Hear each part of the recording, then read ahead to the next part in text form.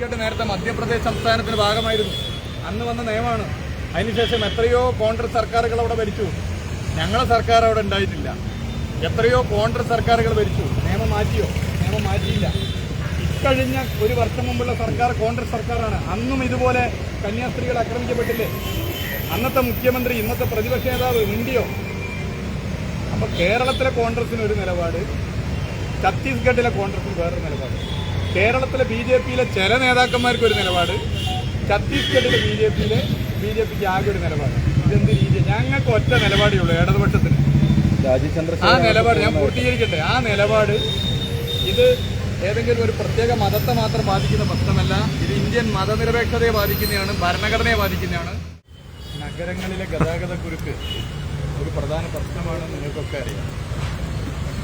നിങ്ങളും അതിൽ പ്രയാസപ്പെടുന്നവരാണ്. കോഴിക്കോട് നഗരത്തിലെ ഗതാഗതക്കുരുക്കിന് പരിഹാരം കാണാൻ ഒട്ടേറെ പദ്ധതികളാണ് കഴിഞ്ഞ കാലങ്ങളിൽ 2016 മുതൽ എടുത്ത് പരിശോധിച്ചാൽ LDF സർക്കാർ നടപ്പിലാക്കി വരുന്നത്. നഗര ഹൃദയത്തിൻ്റെ മുഖച്ഛായ മാറ്റുന്നൊരു പദ്ധതിയാണ്. മലാപ്പറമ്പ് മുതൽ മാനാഞ്ചിറ വരെ ഇപ്പോൾ നടക്കുന്ന ഈ പദ്ധതി യഥാർത്ഥത്തിൽ വെള്ളിമാടുകുന്ന് മുതൽ മാനാഞ്ചിറ വരെയായിരുന്നു.